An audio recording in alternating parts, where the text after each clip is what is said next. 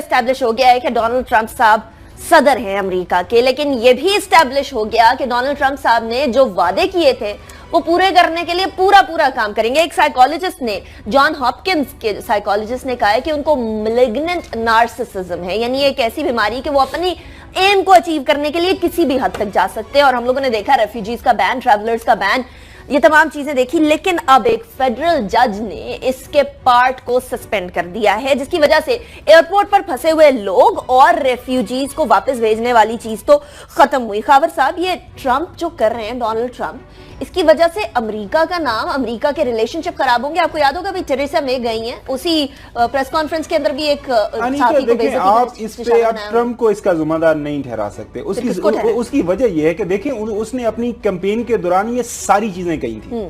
उसने या तो यह नहीं कहा था कि मैं ये मेक्सिको के साथ वॉल बनाऊंगा, या उसने नहीं कहा था कि मैं मुसलमानों को बैन कर दूंगा मुल्क के अंदर, या उसने नहीं कहा था कि मैं जो इस्लामिक एक्सट्रीमिज्म के अगेंस्ट में वॉर करूंगा, या उसने नहीं कहा था कि मैं जो ट्रेड पैक्ट ओबामा करके गए दूसरे मुल्क के साथ।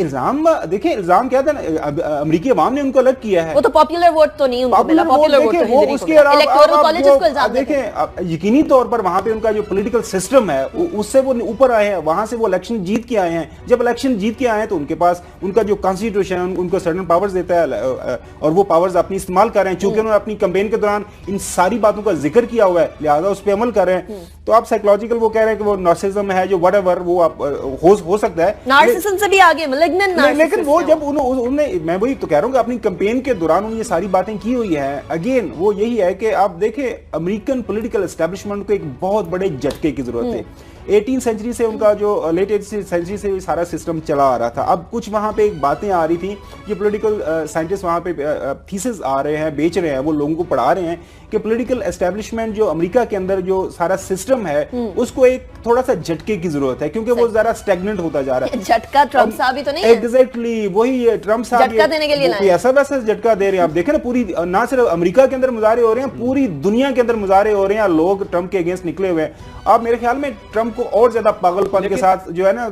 वो फैसले करने, यही चाह के वो झटका जो मेरे ख्याल में आहिस्ता आहिस्ता लगना है, वो उसे एक ही दफा लग जाए। और जो आप जो खबरें आ रही हैं कि विद इन ईयर और सो, 2 साल के अंदर अंदर इनकी इंपीचमेंट हो जाएगी, मेरे ख्याल में वो इंपीचमेंट। अच्छा, और अमेरिका में रहने वाले लोग भी यही एक्सपेक्ट कर रहे हैं। लेकिन सोहेल साहब, अमेरिका की खूबसूरती है, मतलब सबसे ज्यादा अच्छी बात अमेरिका की है कि हर वॉक ऑफ लाइफ से लोग आते हैं, हर मुल्क से लोग आते हैं और वहां जाके जम हो जाते हैं, एक जान नेशन बन जाते हैं। अब ट्रंप साहब के आने के बाद ये चीजें खतरे में पड़ गई हैं। उनके नेबर्स ये एक्सपेक्ट कर रहे हैं, कनाडा हो या मेक्सिको। बिल्कुल आप ठीक है, सबसे बड़ा जो अदम इस्तेहकाम अब अमेरिका के अंदर पैदा हुआ है, और वो क्यों है? ट्रंप साहब कि आप देखिए, आपके अपने जज्बात अपनी जगह के ऊपर, जब आप एक मुल्क के सरबराह बनते हैं तो आपने अपने जो आपके जितने महातत इदारे होते हैं उनकी मुशावरत के साथ, एक विजडम के साथ आपने दुनिया में चलना होता है। और एक दूसरी जानिब इनका दोहरा म्यार देख लीजिए ट्रंप साहब का। एक जानिब आपने इराक के शहरियों पर पाबंदी लगाई 2 रोज कबल, और उससे अगले दिन जब इन्होंने इंटरव्यू दिया आलमी नशियाती इदारे को, उसके अंदर वो कहते हैं, जो उन्होंने डिसीजन लिया हुआ है कि इराक के शहरियों को अमेरिका में दाखिले के ऊपर आपने पाबंदी आयद कर दी है।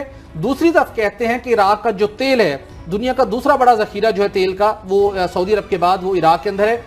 ट्रंप साहब ने ये डिसाइड किया हुआ है कि वो वेरी सून जो इराक का तेल है उसको अपने कब्जे में लेने जा रहे हैं, इसलिए कि इराक जंग के ऊपर अमेरिका के $1 बिलियन खर्च हुए हैं। अगर आपके $1 बिलियन खर्च हुए हैं, जिस बुनियाद के ऊपर खर्च हुए थे इराक के पास जोहरी हथियार मौजूद हैं, वो रिपोर्ट्स इदारों ने कहा कि रिपोर्ट्स गलत हैं। पहले तो ट्रंप आप इतना एक्टिव हैं, इतने आप चीजों को प्रोएक्टिवली आप एड्रेस कर रहे हैं, उन लोगों को पकड़ के आप लटकाएं पहले कि जिन्होंने ये वेपन ऑफ मास डिस्ट्रक्शन वाली बात, अरबों डॉलर आपके जाया करवाए और अब आप उनके तेल पे नजर रखे बैठे। ट्रंप ने एक वो डिबेट के दौरान, प्रेसिडेंशियल डिबेट के दौरान कहा था कि मैं हिलरी तुम्हें मैं जेल में डाल दूंगा। अब देखना है वो कब उसको जेल में डाल रही ये सारे। अभी इनॉग्रल सेरेमनी के बाद जो डिनर हुआ था उसमें तो तारीफें की थी, लेकिन डोनाल्ड ट्रंप ये जो कर रहे हैं ये दुनिया के अंदर रिलेशनशिप्स के लिए बड़ा खराब होगा। वो टेरेसा मे यूके के साथ बड़े अच्छे ताल्लुकात हैं, वहां भी एक तुंदो तेज सवाल के बदले में एक जर्नलिस्ट को कहते हैं ये हमारे रिलेशनशिप्स के लिए बड़ा नुकसानदेह साबित होगा। और इस तरह का एटीट्यूड है एक सुपर पावर के प्रेसिडेंट का। लेकिन आने वाले वक्तों में कितनी देर तक कभी हम उसका खुमियाजा भुगत रहे हैं। वहां के मुसलमान, वहां एक मस्जिद को जला दिया गया। इसी तरीके से हेट बढ़ रही है और हेट बढ़ेगी तो अमेरिका ग्रेट कैसे होगा। पाकिस्तान के क्रिकेट बोर्ड से और क्रिकेट की बात कर लें तो फिर क्रिकेट की कारकर्दगी, पाकिस्तानी क्रिकेट टीम की कारकर्दगी ऑस्ट्रेलिया के अंदर कैसी रही, इंतहाई शर्मनाक। हम बड़े खुश थे कि जी 12 साल बाद ऑस्ट्रेलिया से होम ग्राउंड पर जीत कर आए हैं, लेकिन वो कुछ ही देर की खुशी थी, देर पा खुशी नहीं रहने देते। मसला ये वो हमें फौरन जगा देते हैं कि जाग जाए, हमारी क्रिकेट टीम ऐसी है। अनीका, कल एक मैंने खबर पढ़ी यहाँ से खैबर पख्तूनख्वा से आई कि एक मैच के दौरान लड़ाई झगड़ा हुआ और वहाँ पे 4 लोगों को मौत के गार्ड उतार दिया गया। उस मैच में 2 भाई जिनकी डेथ हुई, वो 2 भाई शामिल हैं। बताने का वो वजह यह है कि हमारे मुल्क के अंदर लोग किस पैशन के साथ क्रिकेट खेलते हैं। अब किस तरह इन्वॉल्व है क्रिकेट की गेम के अंदर, बड़ी गलत, एक बड़ा अफसोसनाक वाकया। लेकिन मैं ये वैसे ये पैशन तो नहीं, ये पागलपन हो गया। पागलपन कह लें कि पागलपन की हद तक हम लोग अटैच हैं इस गेम ऑफ क्रिकेट के साथ। आप देखिए 90s के दौरान, तब तो आप लोग बहुत छोटे होंगे, मैं थोड़ा सा यकीन बड़ा हूँ, वहां पे भी तब भी हमने जो ना हमारी टीम के अंदर ग्रुप बंदी की बातें होती थी। अब एक मशहूर जमाना वाकया हुआ था कि मियां दाद साहब को कैप्टन बना दिया गया, तो उनके अगेंस्ट जो वसीम अकरम साहब थे, उनके जो अपने साथ वो जो खिलाड़ी थे मिला के उन्होंने बगावत कर दी। वो फिर काफी वो लहदे होती रही और टीम आप शराजा सारे और उसके बाद से सियासत नहीं खत्म हुई पाकिस्तान क्रिकेट में। अब जो दोबारा खबरें आ रही हैं कि वहां पे अभी इस जो टूर अभी खत्म हुआ है ऑस्ट्रेलिया के अंदर, वहां पे भी टीम के अंदर काफी ग्रुप बंदी हुई है। हम यकीनी तौर पर किसी का नाम नहीं लेंगे, वो जो ये पाकिस्तान क्रिकेट बोर्ड का काम है कि वो इन्वेस्टिगेट करें कि वाकई ग्रुप बंदी थी।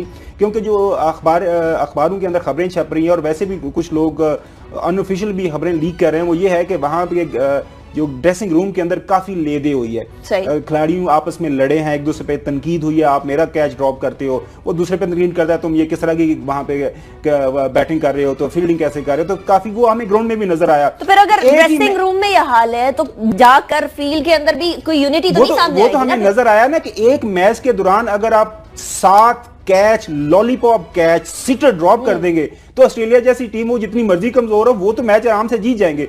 इस पे अब कहना यही है कि नजम सेठी साहब, ठीक है, आप उनके जो भी उनके ऊपर लोगों के एतराजात हैं कि उनको ये पोजीशन नहीं लेनी चाहिए एज ए मीडिया पर्सन, वो ली हुई है, हम वो भी एक्सेप्ट करते हैं। और हमारे जो शहरयार खान साहब बड़े लेजेंडरी ब्यूरोक्रेट हैं पुराने, अब तो उनसे जिक्र भी किया, तो माशाल्लाह वो अब 82 बहारें अपनी जिंदगी की दे चुके हैं। अब इससे ज्यादा एक्सपीरियंस उनके पास क्या होगा। तो उनको बैठ के एक वाहिद ये गेम है हमारे मुल्क के अंदर जो इस मुल्क को इकट्ठा करती है, लोगों में थोड़ी बहुत खुशी का बायस बनती है। तो खुदारा इसको अच्छे तरीके से, ये जो भी मसले मसाइल हैं, अगर कोई बंदा रिस्पॉन्सिबल है टीम के अंदर ग्रुप बंदी बनाने का, तो उसको जो है ना करार वाकया सजा दें और ये एक मिसाल सेट कर दें कि आइंदा कोई बंदा इस तरह की ग्रुप बंदी। पीसीबी का मसला ये है, वो तो ये कहा जाता है ना कि मैनेजमेंट की तरफ से भी सियासत को इनकरेज किया जाता है, यानी एक धड़े को ज्यादा प्रेफर किया जाता है, दूसरे धड़े को कम किया जाता है।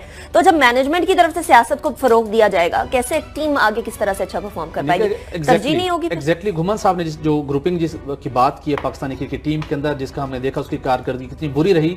जब तक पाकिस्तान क्रिकेट बोर्ड के लेवल के ऊपर किसी एक ग्रुप की सपोर्ट ना हो, उस वक्त तक टीम के अंदर ग्रुपिंग हो ही नहीं सकती, नंबर 1। और अगर ग्रुपिंग का खात्मा करना है तो सबसे पहले इस विल का इजहार करना पड़ेगा पाकिस्तान क्रिकेट बोर्ड को। और उसके बाद पाकिस्तान के टैलेंट के अंदर कमी कोई दूसरा क्वेश्चन नहीं है, बेपनाह टैलेंट मौजूद है। दुनिया के जिन टीमों की कारकर्दगी जो कंसिस्टेंटली वो बहुत अच्छा परफॉर्म करते हैं, वहां पे देख ले तो सबसे बड़ा एक डिफरेंस मिलेगा कि ग्रुपिंग नहीं है। ऑस्ट्रेलिया से हम हार के हैं ना, ऑस्ट्रेलिया को ही रोल मॉडल बनाने की जरूरत है। वहां पे ग्रुपिंग नहीं है, लॉट ऑफ टाइम बहुत अच्छे प्लेयर्स आए, बहुत अच्छा परफॉर्म कर रहे थे, लेकिन जब टीम ने, मैनेजमेंट ने डिसाइड किया कि अब नए टैलेंट को मौका देना है, तो चूंकि ग्रुपिंग नहीं थी, सब लोग अपनी परफॉर्मेंस के बेस के ऊपर खेल रहे थे, वो अच्छे परफॉर्म कर रहे थे, उस टाइम के ऊपर उनको टीम से जाना पड़ा और नए लोगों ने आकर रिप्लेस किया। ग्रुपिंग का खात्मा क्रिकेट बोर्ड को करना पड़ेगा। 2 साल पहले यूके इंग्लैंड के कैप्टन केविन पैटरसन दुनिया का सबसे बेस्ट बैट्समैन वो खेल रहा था, लेकिन उसने अपनी टीम के 1-2 बैट्समैन के बारे में ऐसे ही शुगल में बयान दे दिया था।